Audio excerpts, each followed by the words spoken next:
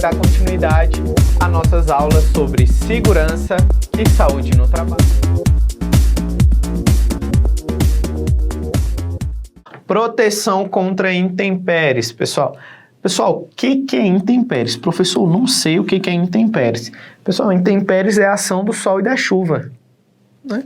Basicamente isso, um conceito mais fácil aí para vocês entenderem é a questão da ação do sol e da chuva. Então, as partes externas, bem como todas as que separem unidades autônomas de uma edificação, ainda que não acompanhem sua estrutura, devem obrigatoriamente observar as normas técnicas oficiais relativas à resistência ao fogo, isolamento térmico, isolamento e condicionamento acústico, resistência estrutural e impermeabilidade. Beleza? Então, pessoal, isso aqui basicamente ele está falando que as partes externas, né, bem como elas devem ser levadas em consideração as normas técnicas e levar em consideração aquela questão da resistência do fogo, né, isolamento térmico e acústico. Ó, isso aqui, por exemplo, é um exemplo de isolamento. Então, eu tenho aqui entre a parede um tipo de uma manta, né? Então, aqui é um tipo de isolamento que vai servir tanto de isolamento acústico quanto de isolamento térmico, tá? Então, aqui, ó, tem o tijolo, né? O isolamento, tijolo, aqui a massa, enfim, tá? Resistência ao fogo, né?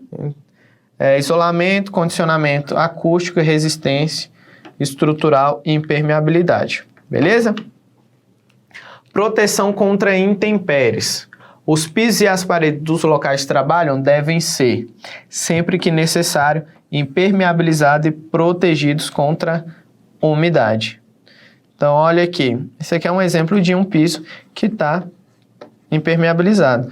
Vocês podem ver que não ocorre o quê? Que não ocorre, né? A água, ela não entra aqui no piso, beleza? Que não ocorre a infiltração. Aqui outro exemplo aí, chega a estar brilhando. Beleza. As coberturas dos locais de trabalho devem assegurar proteção contra as chuvas. Então, a nossa amiga aqui, né, não tem nenhum tipo de proteção, nem nada. Então, as coberturas dos locais de trabalho devem assegurar proteção contra a chuva. No nosso caso, a atividade dela também não tem como você fazer uma proteção dela contra isso, né? E aí tem que fornecer outros meios, equipamento de proteção individual, né? Ou algo nesse sentido. As edificações dos locais de trabalho devem ser protegidas e construídas de modo a evitar a insolação excessiva ou falta de insolação. Nesse caso aqui, ó, é o contrário, né? Não tem insolação. Você pode observar que o cara está aí no escuro. Então, pode observar que ele está aí no escuro, tá?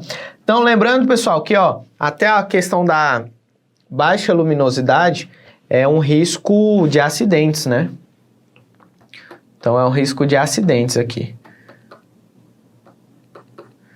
Beleza?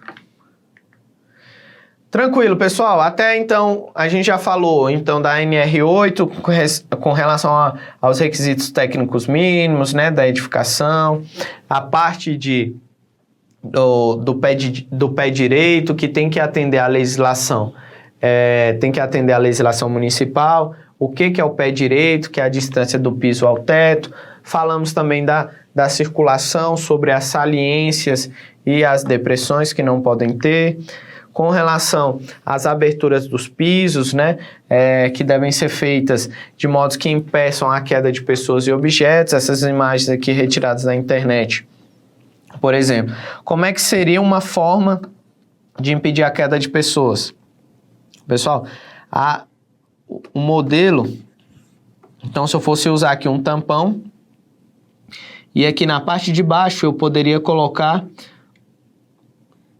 2 pedaços de madeira para evitar o quê?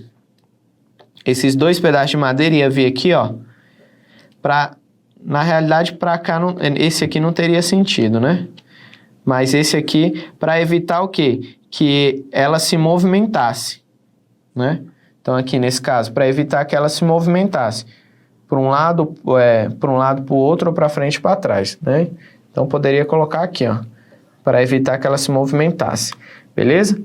Então, esse seria um modelo de proteção contra a queda de pessoas que poderia ser utilizado até com base na NR18.